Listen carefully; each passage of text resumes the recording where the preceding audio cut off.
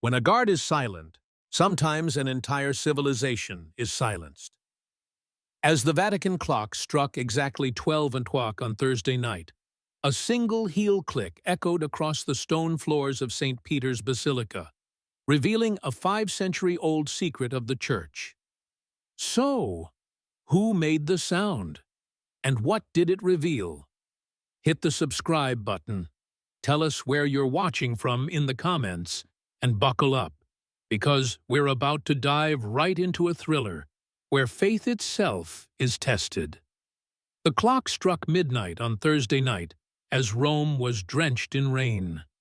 Large drops glistened on the stone columns surrounding St. Peter's Square, and the flickering lights of the streetlights made the dome of St. Peter's Basilica rise like a ghost in a hazy halo. Counting down the final days of his 70-year watch, Sergeant Matteo Ricci of the Swiss Guard felt the echoing sound of the soles of his boots mixed with a strange humming sound he could not explain to anyone as he left the barracks and crossed the silent courtyard. He wasn't even sure if he was the first to hear that voice, because deep down in his soul, he sensed that the secrets that the Vatican stones had kept for centuries were now speaking to him. He had exactly 22 days left until his retirement. His last list of duties only included night patrols, locking the visitors' doors and checking the alarms in the Sistine Chapel. But fate had sealed the voices that even death could not silence in a letter and preserved them for that night. The black-robed silhouette that emerged through the raindrops was waiting for Matteo in the narrow corridor leading to the cathedral. The tall, shadowy figure leaning on his cane pulled his face out of his hood as he approached. It was none other than the legendary Sister Grace O'Donnell, born in Boston. Of Irish origin, with the sharp gaze carried by her thin body, she had worked in the Vatican archives for nearly half a century, becoming a living memory of church history. "Sergeant," he said in a husky, determined voice, "I have a trust to deliver to you. This envelope arrived the day before Pope Francis's funeral and was instructed to be kept out of Cardinal Vittorio Santorini's sight." The dark blue sealed envelope he handed her was engraved in wax with the papal seal of Giovanni XXIII, a seal that had not been used in official correspondence since 1963. Matteo's fingers trembled, while the nun's dry lips bore only one sentence: "Ring the last bell." The legend of the last bell told of a secret clock mechanism attributed to Michelangelo, but whose real design is unknown. According to legend, a small gear wheel in the bell tower of the Basilica, which moved silently from conclave to conclave, was set to ring only once in the history of the Church. It was believed that when that bell was rung, all of Christendom would remember a truth it had forgotten. According to some priests, this truth contained lines darker than the prophecy of Fatima, while according to others, it was actually just a harsh slap in the face to the eternal silence of the Church. For years, Matteo had ignored the gossip, preferring to silently greet the legends and pass them by as military discipline had taught him. But now, the seal of the envelope in his hand was making all the appeals come true. When they reached the back passage of the Sistine Chapel, the rain poured down like a glass. A few lamps flickered on the wet surface of the marble floors, and the wind that came through the high arches carried whispers. When Matteo asked the priest, "How do we get to the mechanism?"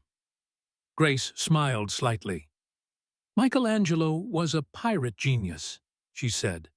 "His walls have a language, but you have to listen to understand it." He placed his right palm in the middle of a frescoed wall and began to hum an old Hebrew hymn. As the last syllable of the words rang out, one of the stone blocks shifted slightly inward. Ricci's eyes widened. A narrow passageway had been hidden behind the wall, right in the heart of the corridor he had guarded for years. When they entered, the musty smell in the air, the old oil lamps hanging in the darkness of the damp staircase, and the occasional spiderweb proved that the place had not been touched since the Second Vatican Council. The walnut-handled lantern Matteo held in his left hand illuminated the words, "Non omnis moriar," not everyone dies, in raised bronze letters on the wall. When he saw the coat of arms of Pope John III right in the middle of the code waiting for him, he remembered the tiny key inside the envelope. As the wax slowly cracked and the key clicked into place, the embossed plaque slid back and the limestone door creaked open. At that moment, the walls of this room beneath the Vatican's secret archives, with its iron drawers that held the shadowy history of the 20th century, opened before Matteo. But his real dilemma had not yet arisen. Because Cardinal Santorini had already put his plans into action, ordering his own guards to silence all the myth rumors on the eve of the conclave. Break the bell as soon as you see it. Although Santorini claimed to be carrying the flag of modernization for the Church, he was actually trying to gather control of Church finances worldwide by joining hands with secular governments. The ringing of the last bell could lead to the rekindling of centuries-old traditions, thus destroying his own balance of power. Then, when they left the room and returned to the narrow stone stairs, footsteps resembling innuendo were heard. Matteo stood like a shield, taking the nun behind him. Two of the cardinal's black-armored guards appeared from the corner of the corridor. They were carrying silenced pistols, specially chosen so that they would not echo off the sacred walls of the Vatican. Instead of reaching for the hilt of his sword, Matteo saw the cane in the nun's hand. Grace lifted her cane and turned the top to reveal a small conclave lantern. This lantern, lit only by red wax candles, was known in the Holy See as a legitimate vote signal, and the guards who saw the light were forced to lay down any weapons. As soon as the candle was lit, the narrow corridor took on a reddish hue. The guards halted their steps with momentary hesitation. Matteo did not miss the opportunity, grabbing the nun by the arm and dragging her to the top of the stairs. The chase continued until the inner spiral staircase of the dome. The stones became slippery with each step, the ancient steps glistening with moisture. When they reached the door on the last platform of the Holy Tower, only a few metal hooks remained under the 700-pound copper bell. Even the slight swing of the bell sent an echo ringing in the golden dome, beating over the city like the beating of a giant heart in the sky. Matteo took out of his pocket the pocket watch his father had given him in 1968. The second hand was a 1:15. He hesitated for a moment. The set of rules that had trained him for years had sanctified obedience to orders. But at that very moment, Cardinal Santorini appeared at the door in the sharp beam of the searchlight. He approached slowly in his red cardinal cloak and called out, "If you play this sound, you will destroy the future of the Church, Sergeant." Raindrops fell on Matteo's face like mixed tears. "Perhaps," he said in a calm but deep voice, "I will start the real future." A blow. The hook screw broke free from its centuries-old rust, and Matteo struck the bell with his shoulder. The copper metal shook with unwanted creaks. And then a clear, long note was hurled into the air. That single bell echoed off the columns in the Vatican courtyard, frightened the flocks of gulls on the banks of the Tiber River, and rose into the sky, waving the city's fog. At that moment, under the Sistine Chapel, drawers with moisture sensors opened one after another.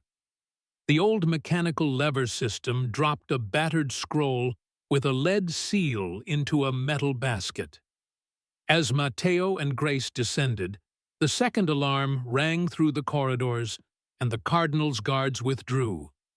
The ringing of the bell triggered red and white emergency lights that rang out in each of the cardinal's guest rooms, setting off the centuries-old bronze service bells.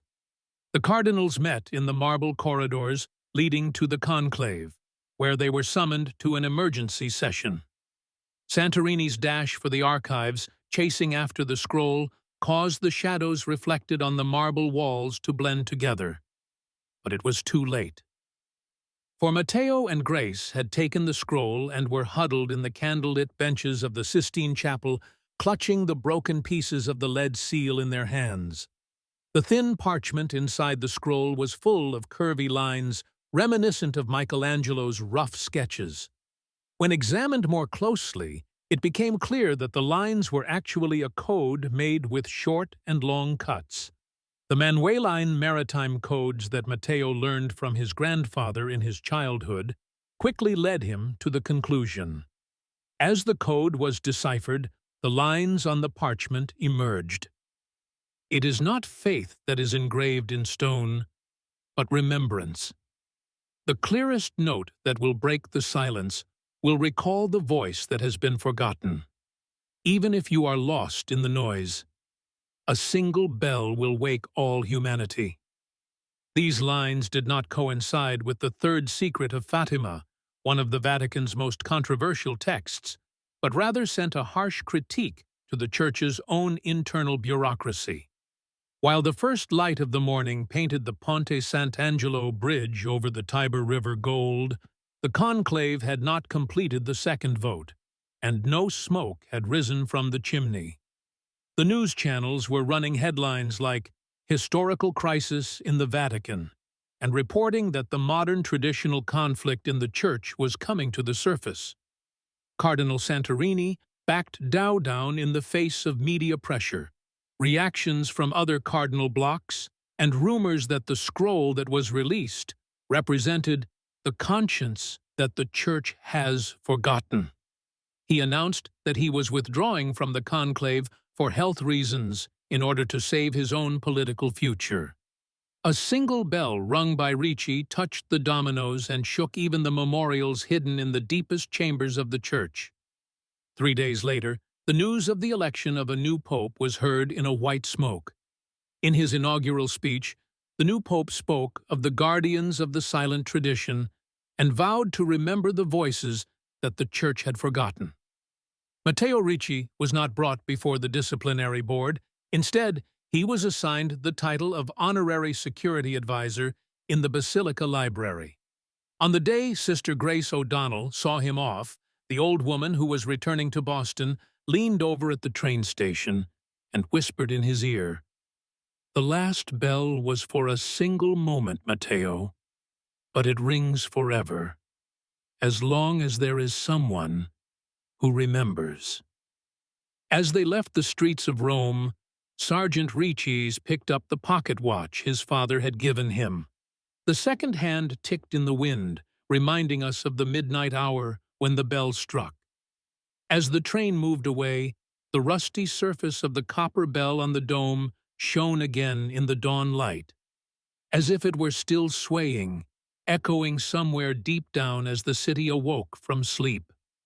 The old newspapers of the Matthias Florence publishing house were filled with headlines the next morning: "The Vatican's Forgotten Prophecy."